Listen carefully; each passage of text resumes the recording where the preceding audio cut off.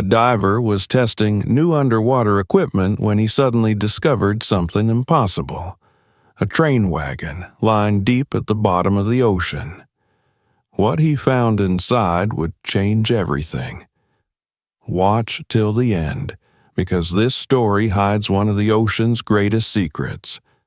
Don't forget to like, subscribe, and hit the bell so you never miss our next mystery. The morning air bit with a cold edge as the Orion sliced through the restless sea.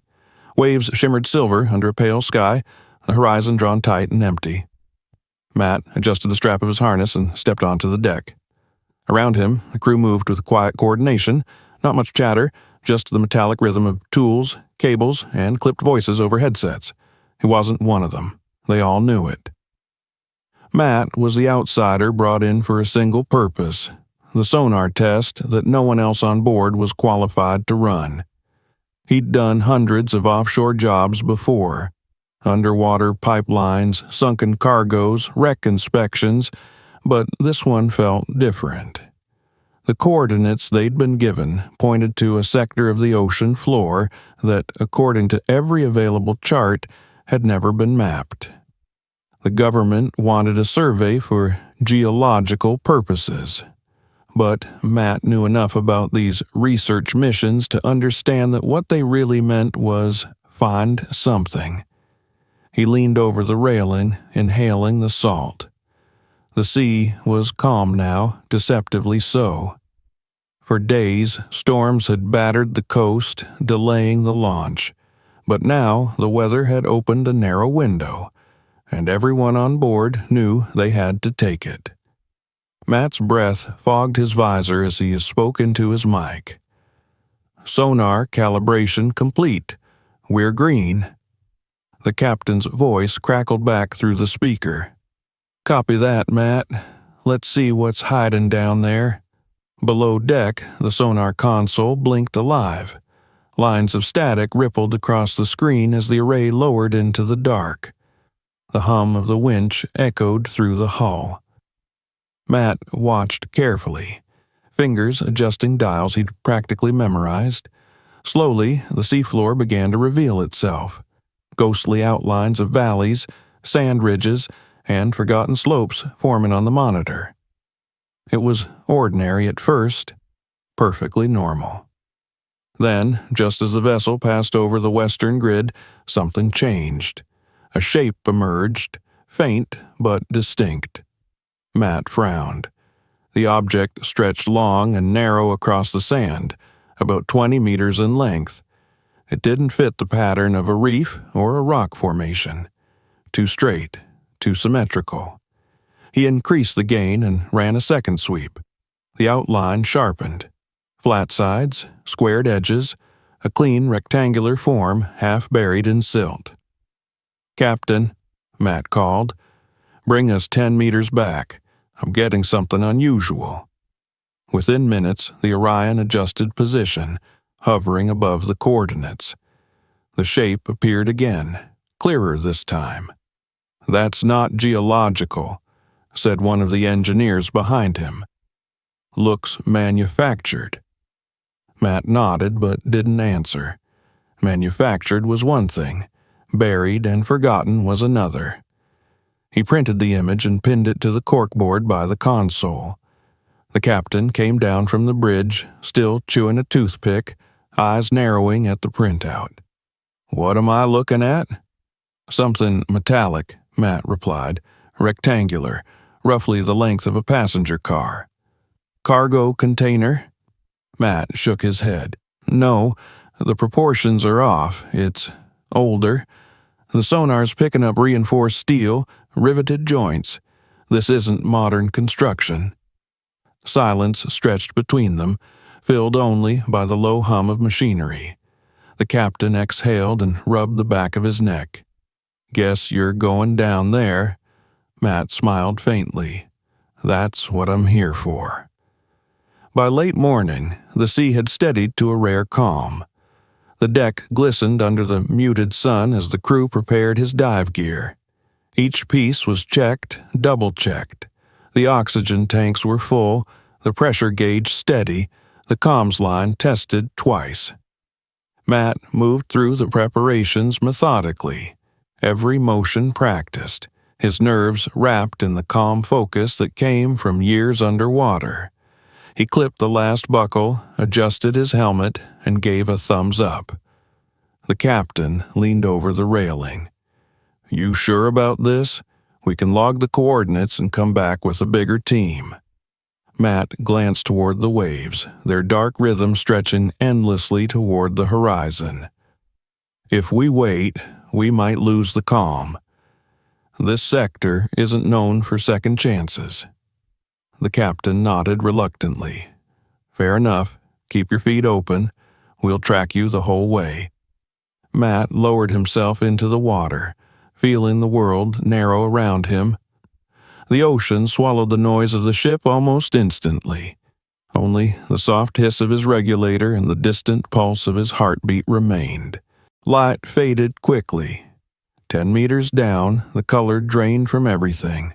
First the reds, then the yellows, until the world turned cold green. The beam of his headlamp carved a narrow path through the murk. Schools of pale fish darted away from the glow, disappearing into shadow. At 40 meters, the sand appeared below, smooth, untouched. No signs of wreckage, no debris, nothing to explain the sonar reading. Then a glint, faint but unmistakable, caught his light. He adjusted his depth and drifted closer. The glint became a curve, then a line, then a full edge of corroded metal. He moved the lamp wider, tracing the shape. What emerged before him made his breath catch. A long steel frame, circular bolts, a wheel. It wasn't a cargo container, it was a train wagon. Matt froze. The realization struck him with a physical jolt. A train wagon lying at the bottom of the sea, miles from the nearest coast, hundreds of meters from any rail line. The structure stood half buried in sediment, tilted slightly to one side. Barnacles covered the metal like armor, and long sea plants swayed from the roof like hair. Yet the outline was unmistakable. He was looking at the body of an old passenger car. "Control, this is Matt," he said slowly. "You're going to want to see this." Static filled his earpiece, then the captain's voice, tense now. "Describe what you've got." Matt turned on his shoulder camera, letting the feed transmit back to the surface. "It's a train car, steel frame, looks mid-20th century, still intact." No one replied for several seconds. Then a low whistle through the radio. "You're telling me there's a train at the bottom of the ocean?" "I'm looking at it right now." He hovered closer, brushing away sand from the side. His glove revealed a number etched near the roofline. 713. The digits were barely visible beneath the corrosion, but they were there. Clear, purposeful.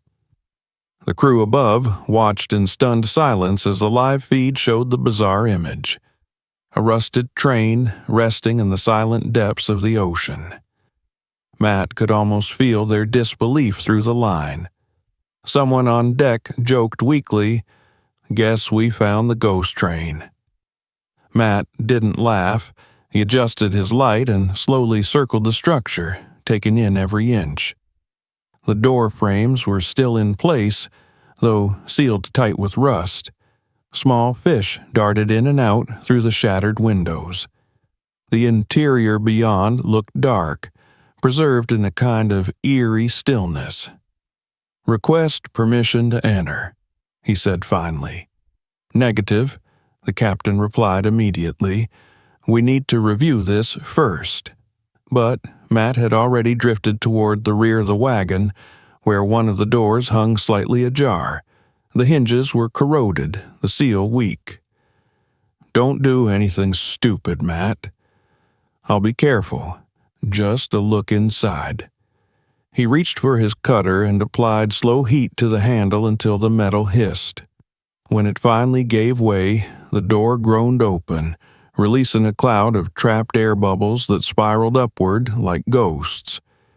He peered into the darkness beyond. rows of seats stretched into the gloom, their red fabric faded but still visible under his light. A narrow aisle cut through the center. The floor was coated in a thin film of silt. Everything else was untouched, as if the passengers had vanished mid-journey and time itself had forgotten to move on. Matt hovered in the doorway, motionless. For the first time in his career, he felt something colder than the water pressing against his skin, the feeling that he was standing at the edge of a secret not meant to be uncovered. And, as the faint hum of his equipment echoed in the emptiness, one thought anchored itself in his mind. This wasn't a random wreck. Something, or someone, had placed it here. Matt drifted forward through the open doorway of the sunken wagon, keeping his body steady, fins slow, movements clean. He didn't touch anything he didn't have to. Disturbed silt could blind him in seconds at this depth. The beam of his headlamp swung over rows of seats, and for a moment, it didn't feel like a wreck. It felt like a place that had been paused. The interior stunned him. The seats were arranged in pairs on both sides of a narrow aisle, just like an old passenger car. Metal frames, red upholstery, now pale and fraying, but still there. Some of the cushions had torn, and long threads floated in the water like soft weeds. A few seats were bent, but most of them were upright, aligned, almost orderly. No collapse, no sign of fire, no sign of violent impact. That alone made no sense. If this was a normal wreck, there should have been chaos, twisted steel, fractured walls, buckled flooring. But the carriage had settled, not shattered. It had come down in one piece. "Control," he whispered. His voice sounded too loud in his own ears. "I've entered the structure. It's intact." Repeating. "Interior is intact." The response from the surface came after a delay. Voices overlapped on the line, crew talking over each other, processing what they were seeing on his camera feed. "Copy," the captain said finally. His tone was tight now, clipped. "Stay calm, Matt. Keep your visuals steady. We're recording everything." He already knew they were recording everything. A find like this, everyone on that ship, from the captain to the junior tech who loaded cable, had just silently rewritten their careers. Matt glided deeper down the aisle. His light hit something wedged in an overhead rack, a suitcase. That stopped him. Luggage meant passengers. Passengers meant intent. Someone had traveled in this thing. He drifted up and pulled the suitcase free. It came loose with a soft metal scrape. The material was old, cracked along the edges, the handle stiff. He unlatched it. The lid opened and a soft bloom of fabric lifted in slow motion. A pale blue blouse floated out like a ghost, sleeves spreading, collar drifting past his visor. For a moment, it almost looked like someone was still inside it. Matt swallowed. There was something else inside the suitcase, a sealed plastic pouch. He angled his light. Documents. He brought the pouch close to the helmet cam so the crew could see. The ink had held, neat blue signatures, typed headers, stamps. His eyes tracked the printed date. October 12, 1962. "Surface, are you getting this?" Static, then a sharp inhale from someone on deck. Not words, just shock. 1962. This thing had been down here, what, 60 years? More? He felt time pressing in on him. This wasn't scrap metal. It was a locked moment in history preserved by pressure and cold. "Keep moving," the captain said quietly. "No jokes now, no questions, just command." Matt let the documents go gently back into the suitcase, then turned. As his light swept forward, he saw them. Windows lining both sides of the wagon. Most were fogged with salt film, some cracked, but a few were still whole. The glass looked cloudy, but not broken. The outside world pushed dim green light through like swamp water. He moved down the aisle, seat after seat, row after row, empty. That was good and bad. Good, no human remains. He had been on dives where he'd seen those, and you never forget them. Bad, if this thing wasn't abandoned in panic, where did everyone go? And another question, how did a mid-century passenger wagon end up sitting upright on a seabed miles from the nearest rail? He kept going. Near the middle of the cabin, he paused. Something on the wall. A small metal plate bolted to the interior frame. He wiped it with one gloved thumb, and his light caught the engraved numbers again. 713. Same as outside. Car number 713, Matt said into his mic. Repeat an ID mark internally matches external stamp. Logged, someone answered, but that number didn't tell him anything. Not yet. He pushed forward. The air in the wagon, or what used to be air, felt wrong. Not dangerous, just heavy. There was a mood in here, like the room of someone who got up from a chair and never sat back down. Near the far end of the carriage, the layout changed. The rows of seats stopped. Instead of more passenger space, there was a partitioned section. A wall, a narrower door, not a normal door for riders, more like a reinforced service door. His light hit the handle. It wasn't locked. Might have a rear compartment, Matt reported. Structure changes after the midline. I'm going to check it. Watch your time, the captain warned. Call out your oxygen. Matt glanced at the gauge clipped to his wrist. He was still well within his safe window. Plenty. He pressed on the handle. The door shifted but ground against corrosion. He pushed harder. The metal groaned, and a cloud of ancient air hissed past his helmet in a fast stream of bubbles. It sounded almost like a sigh. Then the door opened. His lamp swept the new space. This wasn't for passengers. It was a different world. The floor here wasn't lined like the other section. The walls had fixtures bolted into them. The windows, what should have been windows, were covered from the inside with fitted plates. Someone had deliberately sealed the view. There was a narrow cot against one wall, a small table bolted to the floor, a chair still floating, turning slightly in slow motion. It looked like a tiny living space. It looked like someone had stayed here. Matt held still. Everything in him told him he had just crossed a line from old wreck into classified installation. He angled his body down, following the beam of light toward the back of the small compartment. That was when he saw it. A dull glint off a plaque mounted low against the rear wall. He pushed closer and wiped the surface with his glove. Not a warning tag, a diagram. It took him a few seconds to understand what he was looking at. It was a layout of the train car he was inside, labeled sections, numbered rows, marked access points, a cutaway view. But the drawing did not match what he had physically seen. The diagram showed the car continuing down below the floor level. There was an entire section marked underneath the main cabin, extending into the seabed. A secondary chamber, a sealed lower unit, another room beneath this room. Matt felt his stomach tighten. Control, he breathed. Listen to me. This isn't just a passenger car. I got an internal schematic. There's a secondary section under the main floor, like a hidden compartment that doesn't show from the exterior profile. Say that again, the captain said. It keeps going down, Matt repeated. There's a whole additional structure below the visible wagon. It's not on the sonar return because it's buried. This thing was modified. Modified. Not lost. Not sunk by accident. Built for this.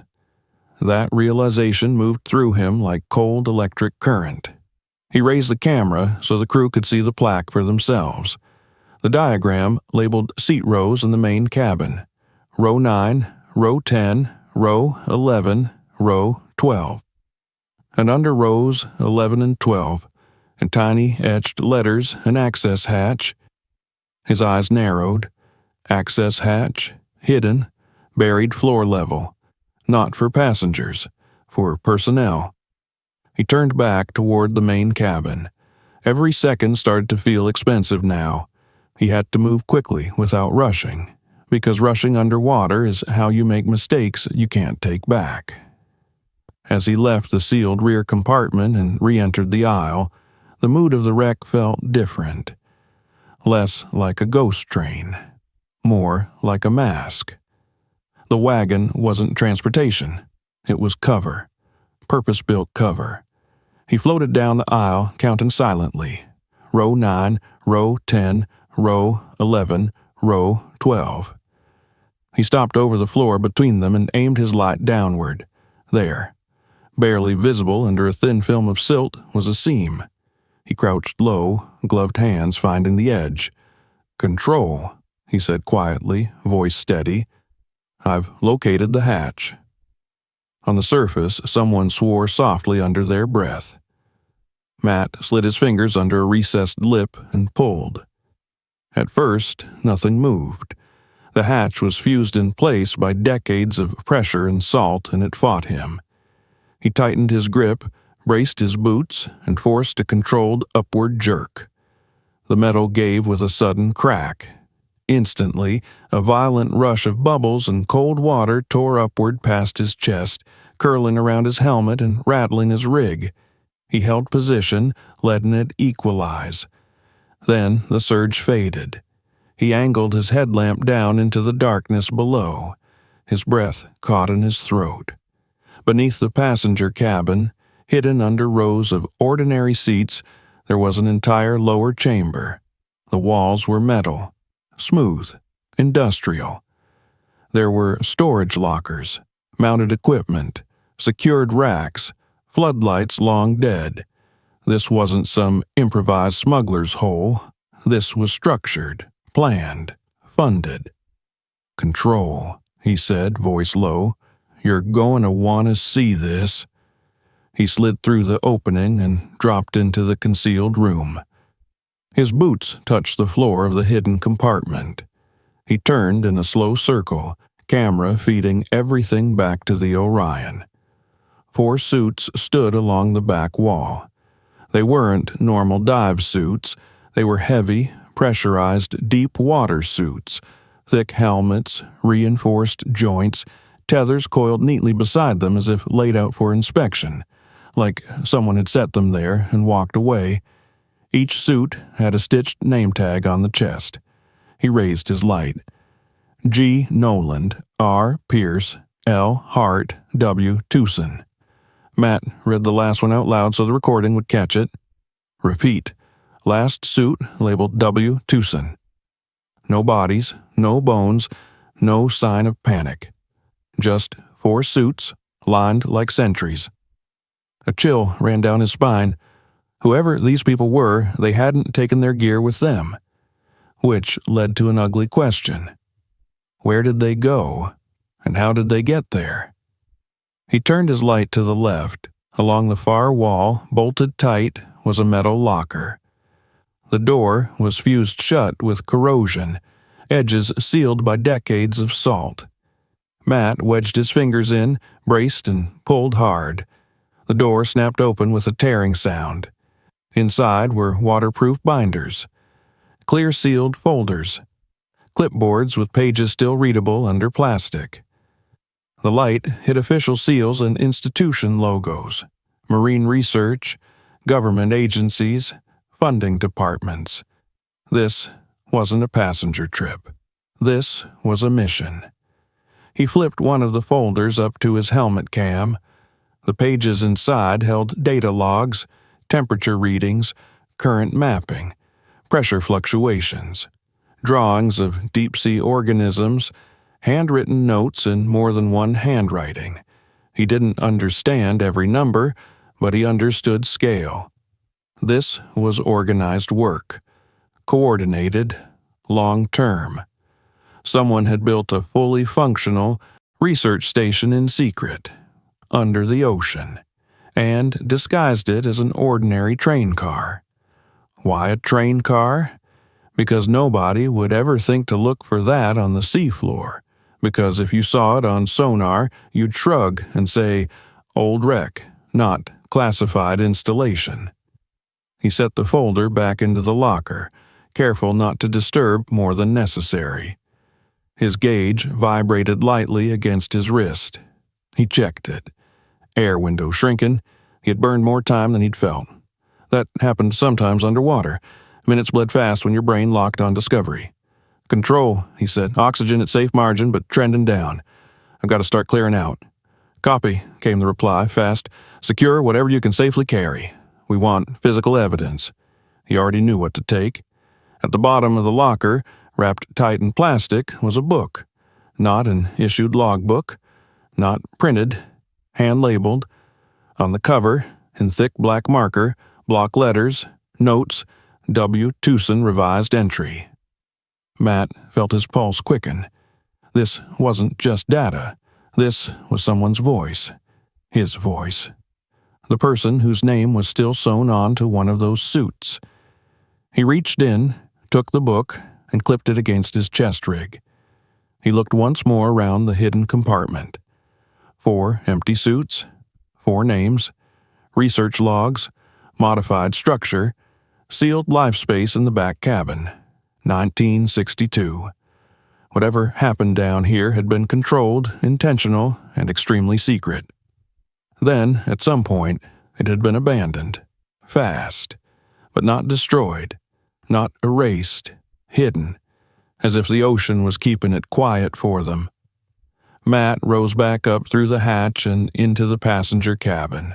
The rows of empty seats looked different now, knowing what was beneath them. Less harmless. More like teeth. He moved down the aisle toward the breached rear door. His heartbeat had steadied, but his mind hadn't. Questions were stacking faster than he could handle. Who funded this? Why was it secret? What went wrong? And the biggest one, did they make it out alive? He reached the exterior opening and slipped out of the wagon, back into open water. Silt stirred in slow spirals behind him like smoke. As he began his ascent, his breathing filled his helmet in slow, controlled pushes. The ocean pressed against him on all sides. The light above him glowed faint and distant. "Control," he said quietly. "I'm on my way up. I've got something. I think it's a story." Up on the Orion, no one spoke. Everyone just listened. Because what he had just found on the ocean floor wasn't a wreck. It was evidence. And whatever that evidence said was waiting for them in one voice, in one book, in one name. W. Tucson. Matt sat on the bench in the gear room of the Orion, breathing slowly as the crew helped him unclip the last harness from his shoulders. The mask came off with a hiss, and cold air hit his face. His eyes were wide, unfocused, still trying to separate what he'd just seen from what he thought he'd known about the world beneath the waves. The others were watching him in silence. Nobody dared speak first. "Download the feed," he said finally, voice hoarse. "Everything from the last 30 minutes. I want a clean copy." The captain nodded, still staring at him as if waiting for the punchline to a bad joke. But there wasn't one. Matt leaned forward, elbows on his knees, head bowed. He'd been on dozens of dives, seen shipwrecks, planes, even one experimental submarine that had gone down in the 70s. But nothing like this. A train wagon, repurposed and hidden, built to last at the bottom of the ocean. Whoever had created it knew exactly what they were doing. He looked up at the captain. "I'm going back down." The captain frowned. "You just got back up. You need rest, decompression." "I'm fine," Matt interrupted. "There's more down there. That lower section, It wasn't on any chart. That's where the answers are. After a tense pause, the captain gave a slow nod. You've got 1 more hour before the current shifts. Make it count. 15 minutes later, Matt was descending again. The sea swallowed him like an old secret.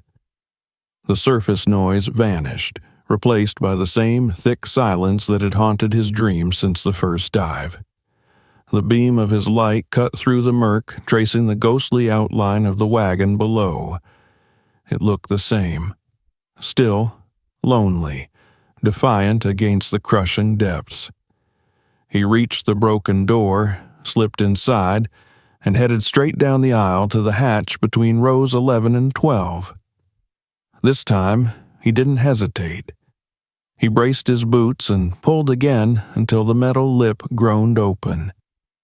The rush of bubbles returned, colder than before, as if the ocean itself was breathing.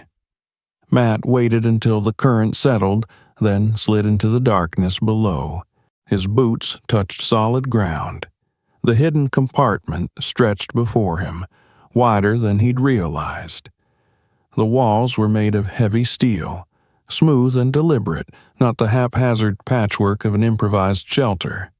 Light shimmered off the surfaces, revealing racks of equipment sealed in transparent film, oxygen tanks, research canisters, sealed boxes marked sample storage. Everything was organized. Nothing here had been accidental. He raised his camera, slowly turning so the team above could see. Control, visuals live. This place was a lab, a functioning one. A murmur broke through the comms before the captain's voice steadied. Keep recording. What do you see exactly? Matt moved closer to the racks. His gloved fingers brushed dust-like sediment off a console embedded into the wall, a control panel with dead lights and rusted switches. A small placard above it read, Thermal Current Regulator. He frowned. So, this wasn't just a lab, it was a monitoring station. They'd been studying the ocean's thermal movements, maybe predicting them. That matched the documents he glimpsed earlier. Then, his light caught something else, a set of shelves against the far wall. On them sat 4 suits, exactly as before. They stood upright, almost eerily, as though the people who once wore them had simply vanished mid-task. Matt moved closer. The helmets were thick, reinforced with glass domes clouded by salt. On each chest, name tags. G. Noland, R. Pierce, L. Hart, W. Tucson. He read them aloud for the recording. The sound of his own voice echoed softly off the metal walls. 4 names, 4 people who had worked here. But where were they now? He turned, slowly, sweeping his light across the compartment. Along the back wall stood a locker, rusted shut. He grabbed the handle and pulled, but it wouldn't budge. A second pull made the door creak, and on the third it tore free, scattering a cloud of dark silt into the water. Inside were folders. Real paper, sealed in thick plastic. He lifted one carefully and brought it close to his visor. The label read, Research Log, Phase 3. The pages inside were filled with temperature charts, handwritten notes, and diagrams of oceanic current models. Then another folder, Communications Report, October 1962. He read enough to know the truth. This place hadn't been built for public research. The funding came from a classified agency. It hit him. This train wasn't sunk by accident. It was deliberately placed here, camouflaged as wreckage, hiding something no one was supposed to find. Matt felt a strange stillness wash over him. The deeper he looked, the less sense it made. Why use a train car? Why not a submarine shell or a purpose-built lab? And yet, maybe that was the point. A train buried under the ocean would be dismissed as a historical oddity, not a secret base. His light caught something wedged beneath the locker, a small, rectangular object wrapped in transparent waterproof film. He pulled it free. It was a book. A logbook. The handwriting on the cover was sharp, deliberate. Notes, W. Tucson, revised entry. Matt's breath quickened. That name again. The same man whose suit stood by the wall. Whoever he was, this was his voice, frozen in time. "Control," Matt said, his tone tight. "I've got a logbook. Author's name matches one of the suits. Could be the lead scientist." "Copy that," replied the captain. "Secure it and return to surface. Don't open it underwater." "Understood." He clipped the logbook to his vest, then turned to take one last look around the chamber. Every corner told a story, one of silence, desperation, and careful order. Whoever these people were, they hadn't died in chaos they had planned. But for what? His oxygen warning blinked orange. 5 minutes left. He began his ascent through the hatch, glancing down one final time. The suits stood there like shadows of men who refused to leave. His light swept over their helmets, the dull reflections following him as he rose. Back through the aisle. Past the torn seats, the floating fabric, the drifting dust of time. Out through the open door, into the vast stillness of the sea. As he rose, the train grew smaller below him, a rusted ghost in the green-black deep. He thought of those names, those documents, and the journal pressed against his chest. Somewhere inside that book was the answer. Who they were, why they came here, and why no one ever came to bring them back. The pressure lightened. The surface shimmered above him, silver and unreachable. Then the voice crackled through his radio. "Welcome back, Matt. We're ready for you." He broke the surface, lungs burning, and looked towards the ship. The Orion floated calm and patient, waiting for what he carried. The truth that had slept at the bottom of the ocean for over 60 years.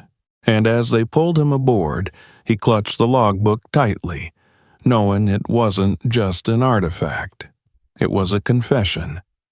The ship's cabin was dim except for the soft yellow light of a desk lamp. Outside, waves lapped quietly against the hull, and the hum of the Orion's generator filled the silence. Matt sat alone, dripping seawater onto the floor, staring at the object lying in front of him. The waterproof seal around the logbook had already been cut open, the plastic peeled back. The cover, though faded and warped by time, still held strong. On it, in neat black ink, were the words, "Notes, W. Tucson, revised entry." He opened the first page carefully, half afraid the paper would crumble. But it didn't. The handwriting was sharp, deliberate, a scientist's handwriting. The first lines were dated September 4th, 1962. "We've completed descent. Structure stable, team morale high. This is more than research. It's history. The world will never know we're here, but one day our work will explain what's happening to the oceans. Maybe even save lives." Matt's heart quickened. He turned the page. The next entries detailed the early days of the operation.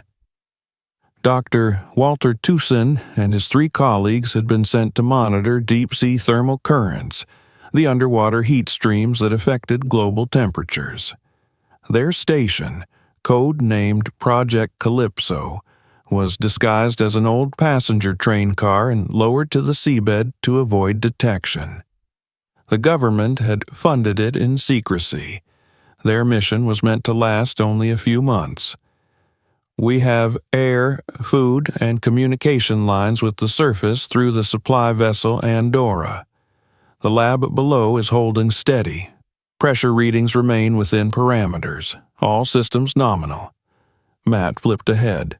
The handwriting grew more hurried. "October 11th. Minor leak in one of the outer joints. Not serious, but we'll reinforce it tomorrow. The others think I'm overreacting." Then another entry, the tone darker now. "October 12th. I can't stop thinking about the pressure seals. I told Hart to double-check them, but he says we're fine. Maybe it's the isolation. Maybe I'm imagining things." Matt's hand tightened around the edge of the book. The next line had been written with a shaking hand. October 13th. The sound woke us, a deep metallic groan like the hull itself was breathing. Pierce ran diagnostics, but the monitors went dead. For now, we're locking down non-essential sections. The upper cabin is sealed. We're sleeping in the lab until morning. He turned the page slowly. October 14th. It happened. The seam in the outer hull gave way during breakfast. No warning.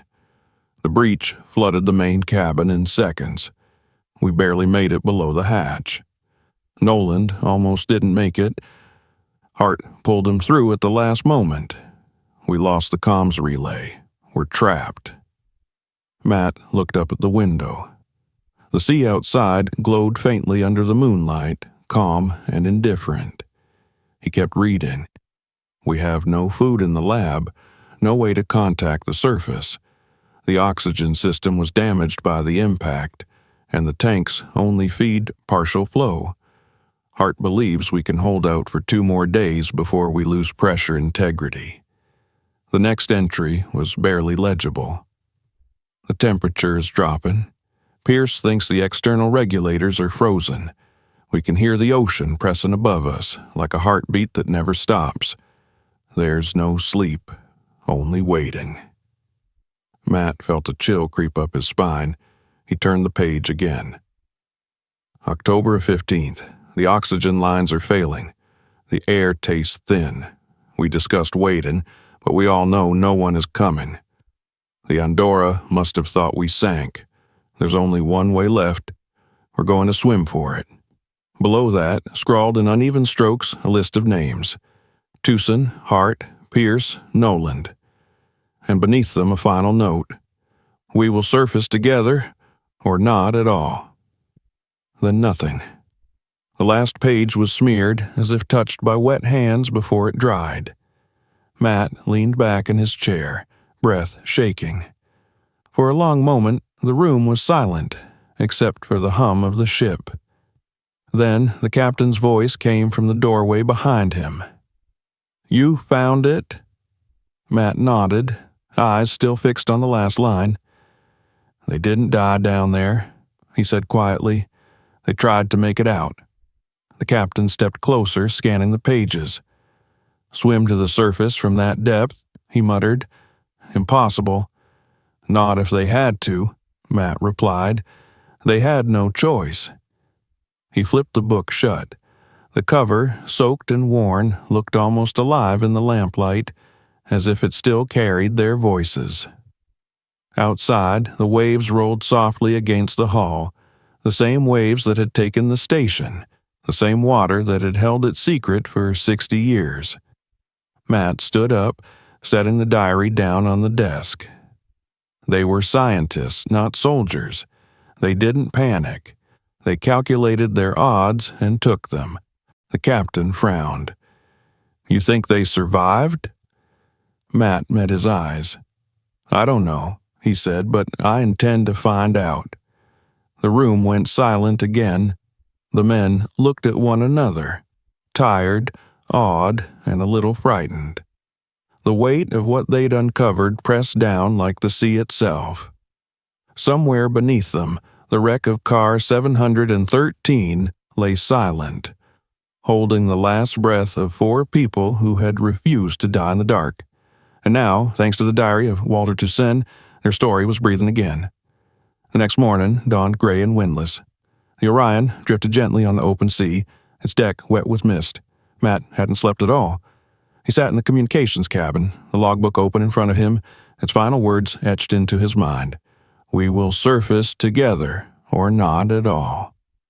Those words haunted him. They weren't written by someone who had given up. They were written by a man who believed in survival. And if Dr. Walter Toussaint had truly made it to the surface, there had to be a record somewhere. Matt turned to the captain. We need to check every database we can access. Military archives, oceanic records, even missing person reports from the 60s. The captain sighed but nodded. You really think they made it? Matt looked out through the rain-streaked window toward the endless gray horizon. If you'd read that diary, he said softly, you'd think so too. For the next several days, the crew of the Orion worked tirelessly.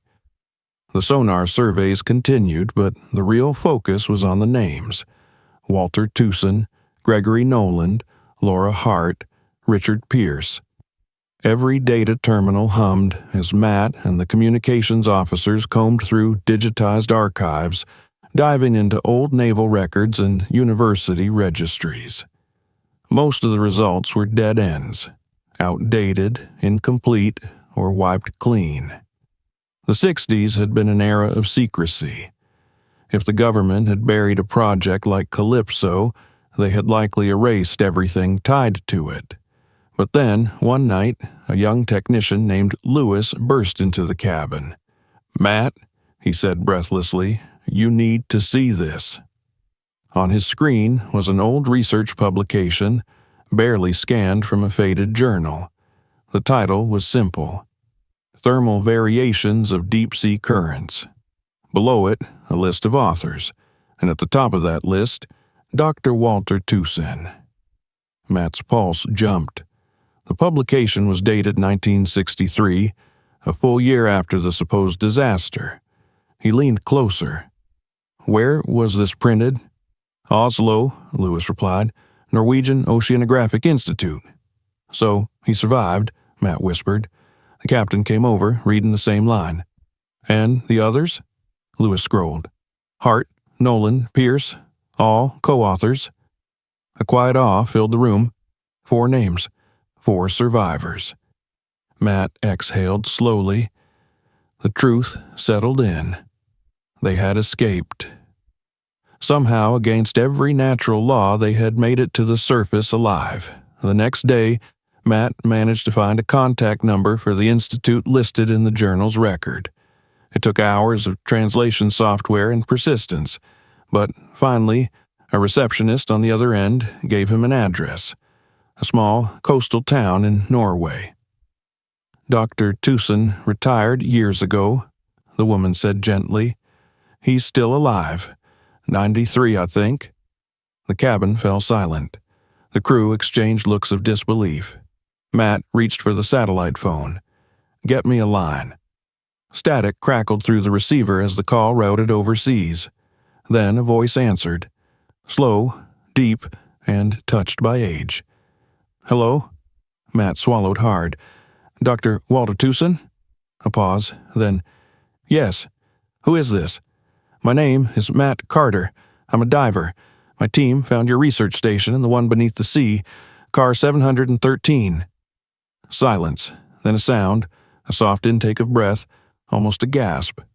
"You found it?" "Yes, sir. We found everything. The station, the documents, even your diary." The line went quiet again.